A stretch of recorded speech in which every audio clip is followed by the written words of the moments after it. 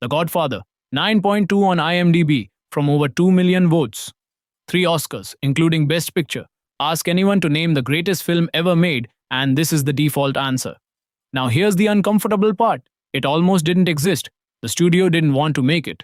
A string of directors refused it. Its star was banned by name, and the actual Mafia tried to shut it down. This is the war that made The Godfather. We assume masterpieces are inevitable, that a film this good was always going to happen one way or another. The Godfather is proof of the opposite.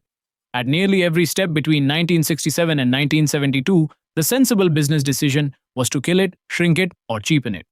Every institution involved, the studio, the money, even organized crime, pushed against the film we know. Between those 60 pages and the premiere stood 5 years of fights, and any single one of them could have ended it. The whole thing starts not with a director's grand vision, but with a broke writer. In 1967, Mario Puzo was a struggling novelist with gambling debts and an unfinished manuscript, about 60 pages, about a mafia family. Paramount optioned those 60 pages for $12,500 with another $80,000 due if it ever became a film. Puzo's own agent told him to turn it down and finish the book first. He needed the money, he signed. Then the book came out and detonated. 67 weeks on the New York Times bestseller list. More than 9 million copies sold in 2 years. Paramount suddenly held the film rights to the biggest novel in America, bought for pocket change. And this is where the story should get simple. It's where it gets absurd. Because Paramount didn't race to make it. It did nearly the opposite. First, a string of A-list directors passed on the project, including Elia Kazan and Arthur Penn. When the studio finally settled on Francis Ford Coppola, young, Italian-American, and affordable, it had a very specific movie in mind, roughly $2.5 million, set in the present day, shot quickly on backlots, or maybe St. Louis, a fast disposable gangster picture riding the book's fame. That version of The Godfather, modern-day cheap, shot in weeks, is a movie nobody would remember today. It's the version the spreadsheet wanted. Coppola refused. He wanted the world of the novel, the 1940s New York Sicily. He fought the budget, fought the setting, fought the schedule, and won.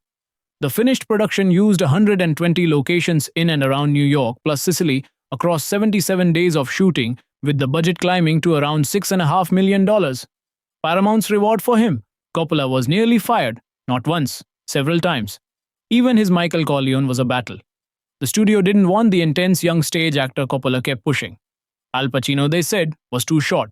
Think about that for a moment. The two most iconic performances in the film, Mikhail and Vito, were both performances the studio actively tried to prevent. Then came the casting fight that defines the legend.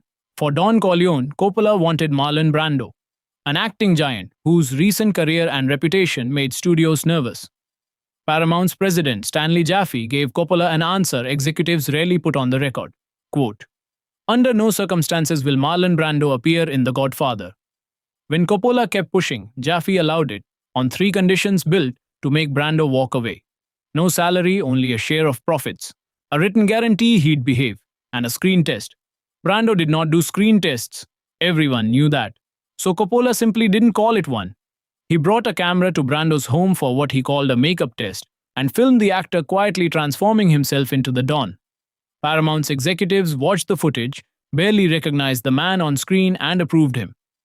The man they'd banned by name walked in through the side door because Coppola changed the label on the door. That performance went on to win Best Actor.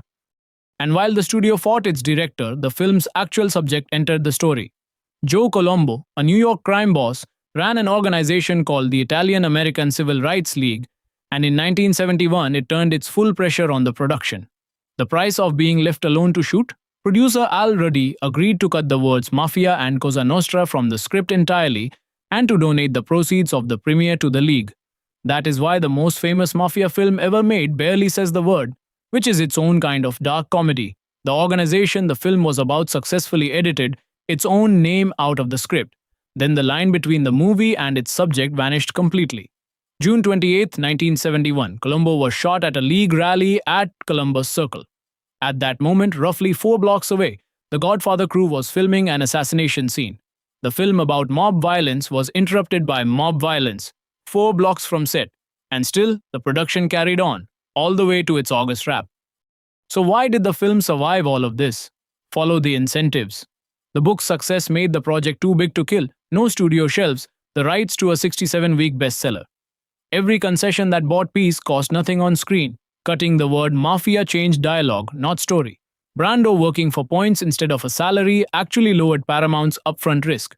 And Coppola's fights, the period, the locations, the casting, were all fights for authenticity. The studio saw line items. He was buying the texture that makes the film feel true.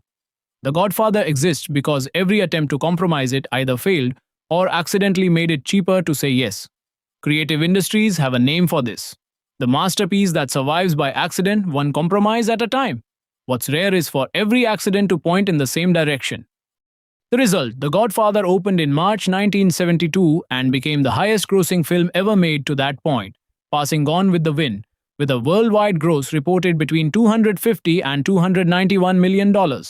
From a budget of about $6.5 million. It won 3 Oscars. Best Picture, Best Adapted Screenplay for Puzo, the writer who sold 60 pages for $12,500, and Best Actor for Brando, the man the studio banned. Today it holds a 9.2 on IMDb, 97% on Rotten Tomatoes, and a perfect 100 on Metacritic. The cheap modern-day version would have made its money back and vanished. The film Paramount fought against became, at the time, the biggest hit in the history of cinema. Every sensible decision along the way would have erased it. If you like the battles and the business behind the films you love, subscribe. There's a new story here every week.